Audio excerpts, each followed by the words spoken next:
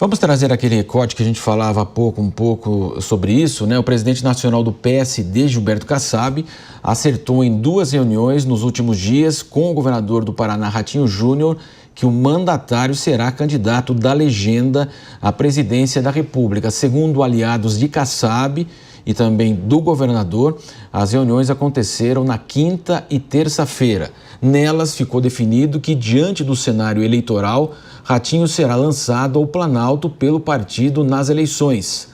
Kassab inicialmente toparia, não lançar candidato caso o governador de São Paulo, Tarcísio de Freitas, estivesse na disputa. Entretanto, Tarcísio deverá concorrer agora, então, à reeleição ao Palácio dos Bandeirantes. Quero começar com o Diego Tavares. Você falava um pouco sobre esse detalhe.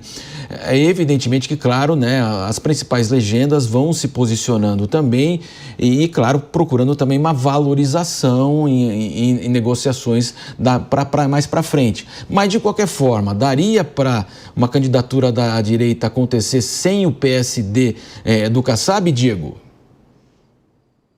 Olha, até dá, Marcelo. O problema é a competitividade dessa chapa. O que se trabalhava inicialmente, isso foi encabeçado pelo PP e pela União Brasil, era um mega bloco de partidos de centro e direita que pudessem fazer frente ao poder eleitoral da máquina federal. O PSD apareceu de forma muito tímida nessa composição, enquanto arriscava-se essa possibilidade diante da possibilidade de que de que Bolsonaro desse sua bênção eleitoral a Tarcísio de Freitas. Gilberto Kassab cuidou de garantir o protagonismo do PSD no processo. Foi atrás de Ratinho Júnior, foi atrás de Eduardo Leite, deixou claro seu apoio a Tarcísio de Freitas, governo no qual ele era secretário até então, mas cuidou de deixar a base do PSD bem estabelecida. Tinha um plano B, para não dizer um plano B, e um plano C com o governador do Rio Grande do Sul, que aparece de forma mais tímida aí no cenário presidencial. Mas o fato é que essa grande frente ampla não aconteceu. E aí Kassab fez a sua articulação de plano B de forma muito bem feita, como é comum a um grande estrategista político, como é o caso de Gilberto Kassab. Como eu disse anteriormente, Ratinho Júnior é um excelente nome, pontua muito bem nas pesquisas, tem um governo muito bem avaliado no Paraná. Ele tem um único problema: ele não cuidou muito bem da sua própria sucessão em seu estado, e não sair bem de sua própria base pode ser algo que prejudique essa investida eleitoral de Ratinho Júnior. Lá no Paraná existe um franco favoritismo para o senador ex-juiz Sérgio Moro para conquistar as eleições ao governo do estado. Então, os nomes de Ratinho Júnior, até então, que sequer estão definidos, têm um pouco mais de dificuldade de performar nas pesquisas. Claro que isso não conta com um trabalho mais incisivo de Ratinho Júnior com essas pré-candidaturas, porque, como estamos repercutindo aqui, Ratinho Júnior estava muito inserido na questão presidencial. Ratinho Júnior tem muita vantagem, tem um grande ativo, que é a figura de seu pai, o apresentador Ratinho, grande empresário também, um grande comunicador que tem acesso às classes mais baixas, um voto que esse espectro da centro-direita tem um pouco mais de dificuldade de acessar, um voto que, de forma mais comum, acaba desaguando para a esquerda, para o PT, que tem toda essa base de aparelho social trabalhando nesse sentido, tem a questão dos benefícios do governo, enfim. Ratinho Júnior tem essa grande possibilidade, por intermédio do seu pai, acessar, ser conhecido também por essas classes. Então, seria, evidentemente, um grande aliado da candidatura de Flávio Bolsonaro. Mas isso pode acabar ocasionando aquela construção que também se fala, de uma direita diluída que se una num eventual segundo turno. Se Ratinho for de fato candidato, tiver uma boa votação, Flávio for de fato candidato, tiver uma boa votação, tivermos aí outros candidatos como Ronaldo Caiado, Romeu Zema, todos com boas votações em seus estados, em um segundo turno nós podemos ter uma mega união também com capilaridade que possa fazer frente à candidatura de Lula. O problema que nós temos nessa composição é caso essa divisão faça com que Lula saia com uma votação muito maior do que o segundo colocado. Fenômeno que nós chamamos na política de abertura da boca de jacaré, quando o primeiro colocado fica muito distante do segundo. Isso pode fazer com que o voto de centro seja direcionado à candidatura de Lula, naquele espírito que é um pouco parte da cultura brasileira, do brasileiro não querer votar em quem vai perder as eleições. Então, claro, tudo isso é exercício de futurologia, conjecturas que nós fazemos aqui, mas o fato é que, com os movimentos que aconteceram, a candidatura de Ratinho Júnior ganhou também robustez, também graças à articulação de Gilberto Kassab, e deve ser uma realidade nas eleições deste ano. Agora, Henrique Kriegner, a gente sabe, como disse o Diego, né, a gente está muito longe ainda do processo de definição. Aqui mesmo o PP, que é da base do Tarcísio, começou a reclamar do governador, evidentemente, não sabia se, não sei se a gente vai apoiar ou não, e agora também tem essa possível dissidência do PSD. É hora também de se valorizar até na discussão de um futuro governo que venha a vencer.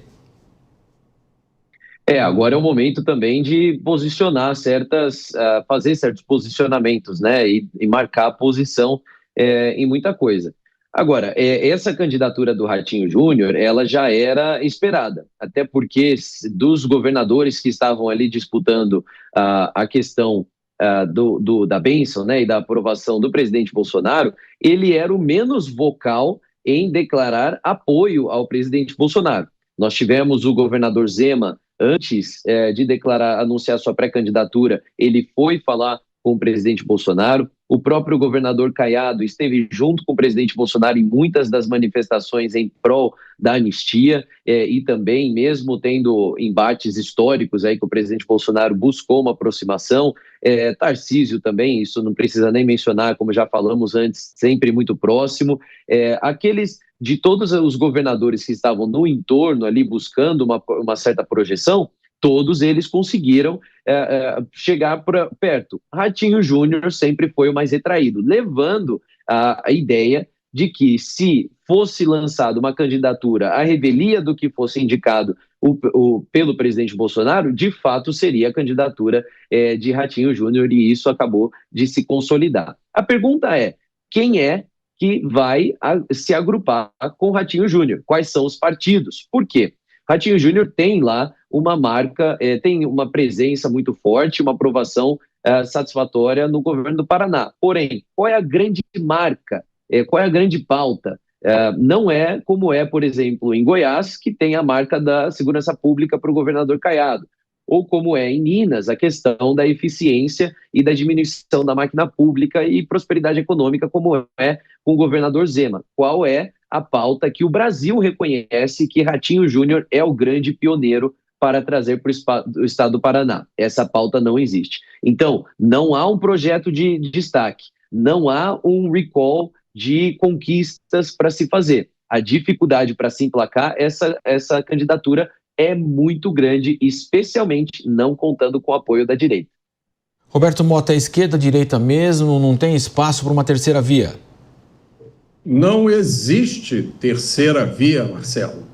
No mundo, a esquerda e a direita são duas formas de se enxergar a relação do indivíduo com o Estado. A esquerda privilegia o coletivismo e a direita privilegia o indivíduo. A esquerda acha que todo mundo tem que dançar ao som do mesmo tambor. A direita acha que cada um faz a sua própria música. A esquerda não acredita em propriedade privada. Tem muito esquerdista que não gosta quando eu falo isso. Não, nada disso, socialismo não é isso.